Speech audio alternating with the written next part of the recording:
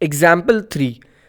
Example 3 भी कुछ example 2 की तरह ही है, तो स्टार्ट करते हैं इसे समझना, फिर इसे ही सॉल्व करेंगे। लाइक एग्जाम्पल 3 हमें गिवन है, a wooden toy rocket is in the shape of a cone mounted on a cylinder. अब हमने जो सबसे पहला एग्जाम्पल देखा था उसमें देखा था कि बिल्कुल फिट हो रहा था वहां पे वो कोन और हेमिस्फेयर, लेकिन इस स्ट्रक्चर में ऐसा नहीं है, जो कि हमें यहाँ क्लियरली दिख रहा है। नेक्स्ट क्वेश्चन को पढ़ लेते हैं, फिर इसे सॉल्व करेंगे। The height of the entire rocket is 26 centimeter, while the height of the conical part is 6 centimetre. तो एक तरह से यहाँ हमें हाइट दे दी गई है कोनिकल पार्ट की और पूरे रॉकेट की, जो कि है 26 सेंटीमीटर। तो इस सिलेंड्रिकल पार्ट की हाइट हो जाएगी एक तरह से 20 सेंटीमीटर। तो आगे चलते हैं एक बार क्वेश्चन में। The base of the conical portion has the diameter of 5 centimetre, यानी कि हमें गिवन है कि ये जो कोन है उसकी जो डायमीटर है वो 5 सेंटीमीटर है। तो क्वाइट इजीली यहाँ से हम रेडियस भी बता देंगे। नेक्स्ट पढ़ते हैं आगे। While the base of the diameter of cylindrical portion is 3 centimetre, if the conical portion is to be painted orange and the cylindrical portion yellow, find the area of the rocket painted with each of these colors। बहुत ही simple यहाँ पर एक हमें figure given है, हमसे ये कहा गया है कि कोनिकल फिगर को तो हमें पेंट करना है ऑरेंज कलर से, येलो कलर से हमें पेंट करना है इस सिलेंड्रिकल पार्ट को। तो एक बार हम देख लेते हैं हमें किस किस का एरिया यहाँ पर कैलकुलेट करना होगा, अगर हमें टोटल एरिया एक तरह से यहाँ कैलकुलेट करना है।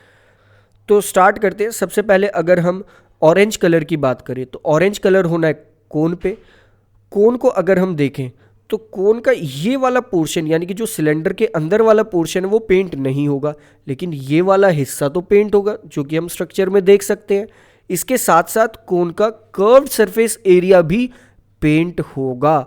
तो हम इसे लिख लेंगे like area to be painted orange equal curved surface area of cone plus base of the cone, क्योंकि ये पूरा कोन का बेस है, माइनस, अब हमें ये पूरा एरिया तो पेंट करना नहीं है, हम इसमें से किसे नहीं पेंट करेंगे उसे हटा लेते हैं, that is base of the cylinder.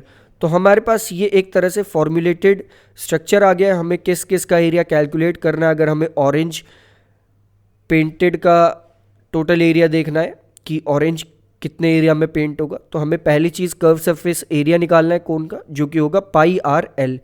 इसके बाद एरिया निकालना है कोन के बेस का, जो कि होगा पाई आर स्क्वायर।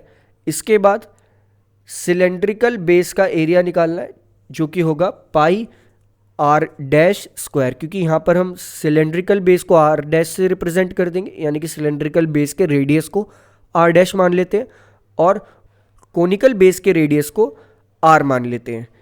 तो यहाँ से हम पाई कॉमन ले लेंगे, हमारे पास आ जाएगा पाई ब्रैकेट के अंदर R L plus R square minus R dash का स्क्वायर।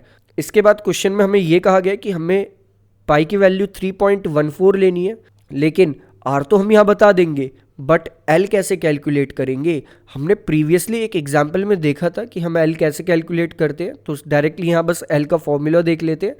एल का वो फॉर्मूला होगा that is L equal under root R square plus H square, जो कि हमें एच भी पता है, कोन की हाइट भी पता है और कोन का रेडियस भी पता है। तो हमारे पास आ जाएगा कोन का रेडियस होगा 2.5, तो 2.5 स्क्वायर प्लस 6 स्क्वायर, जो कि हमारे पास आएगा 36 प्लस 6.25 सेंटीमीटर स्क्वायर। नेक्स्ट आएगा हमारे पास अंडर रूट 42.25 सेंटीमीटर स्क्वायर, और जब हम इसे रूट में से हटाएंगे तो हमारे पास आएगा एल की वैल्यू जो आ जाएगी हमारे पास वो होगी 6.5 सेंटीमीटर। तो एल की वैल्यू हमने कैलकुलेट कर ली है, वो है 6.5 सेंटीमीटर। इसी का यूज़ करके अब कैलकुलेट कर लेते हैं ऑरेंज पेंटेड का टोटल सरफेस एरिया। तो वो हमारे पास आएगा पाई यानी कि 3.14 multiplied by R that is 2.5 multiplied by L that is 6.5 plus 2.5 का स्क्वायर यानी कि रेडियस का स्क्वायर माइनस 1.5 का square that is R dash का स्क्वायर। तो जब हम इसे कैलकुलेट करेंगे तो हमारे पास ये आएगा pi multiplied by 20.25 centimetre square, जिसे हम लिख देंगे 3.14 multiplied bye 20.25 centimetre square. Next जो आंसर आएगा हमारे पास वो आ जाएगा 63.585 सेंटीमीटर स्क्वायर। तो दो बातें हमें यहाँ पर ये ध्यान रखनी है, कैलकुलेशन तो होती रहती है लेकिन जो मेन कंसेप्ट है उसे हमें ये ध्यान रखना है कि जब हम अगर ऑरेंज कलर के पेंटेड वाले जगह को देख रहे हैं तो एक तरह से हम कोन को तो पूरा पेंट कर रहे हैं, यानी कि कोन का जो कर्व सरफेस एरिया है उसे पूरा पेंट कर रहे हैं, लेकिन हम कोन के नीचे वाले बेस को पूरा पेंट नहीं कर रहे, उसमें से वो सिलेंड्रिकल वाली जगह हम पेंट कर ही नहीं पाएंगे, तो उसे हमें सब्ट्रैक्ट करना था। इसी चीज़ को ध्यान में रखते हुए हमने टोटल सरफेस एरिया निकाला कि हम ऑरेंज पेंट कितनी जगह पर करेंगे। नेक्स्ट अगर हम येलो पेंट की बात करें तो येलो पेंट तो सिर्फ सिलेंडर पे होना है, लेकिन सिलेंडर पे तो होना है, साथ ही साथ उस सिलेंडर के और वी कैन से इस रॉकेट के नीचे जो एक सर्कल है, एक बेस है, उस पर भी होना है। तो हम कहेंगे कि the area to be painted yellow वो होगा equal curve surface area of the cylinder plus area of one base of the cylinder, क्योंकि ऊपर वाला बेस तो अंदर चला जाएगा कोन के अंदर, वो तो पेंट होने से रहा येलो कलर से, तो पेंट कौन होगा, ये नीचे वाला बेस। तो एक ही बेस हम यहाँ पेंट करेंगे, तो हम इसे लिख लेते हैं कर्व सरफेस एरिया सिलेंडर का होता है 2 pi are dash multiplied by h dash. R dash यहाँ रिप्रेजेंट कर रहा है सिलेंडर के एरिया को एंड एच डैश यहाँ रिप्रेजेंट कर रहा है उस सिलेंडर की हाइट को, जो कि है 20 सेंटीमीटर, जो हमने स्टार्टिंग में ही देख ली थी।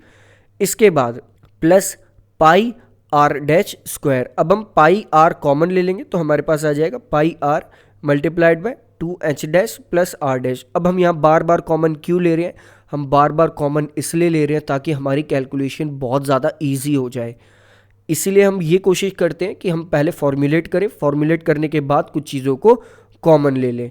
नेक्स्ट हम चलते हैं अपने नेक्स्ट कैलकुलेटिव मेथड पर, हम बस वैल्यूज़ को पुट कर देंगे तो हमारे पास आएगा 3.14 मल्टीप्लाइड बाय 1.5, क्योंकि रेडियस जो है इस सिलेंडर की है वो है 1.5, फिर ब्रैकेट के अंदर 2 मल्टीप्लाइड बाय 20 प्लस 1.5, जो कि अब हमारे पास आएगा जब हम इसे कैलकुलेट करेंगे दैट इज़ 4.71 मल्टीप्लाइड बाय 41.5, और जब हम इसे मल्टीप्लाई करेंगे तो हमारे पास आएगा 195.465 सेंटीमीटर स्क्वायर।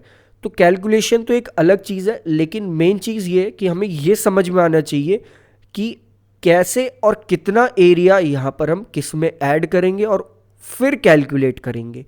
और कैलकुलेशन हमारी तभी पॉसिबल हो पाएगी जब हमें इन सारे शेप एंड स्ट्रक्चर्स के curve surface area and total surface area याद हो। तो इसी तरह से कुछ और इंटरेस्टिंग एग्जाम्पल्स ट्राई करते हैं, तो चलते हैं अपने नेक्स्ट एग्जाम्पल की तरफ।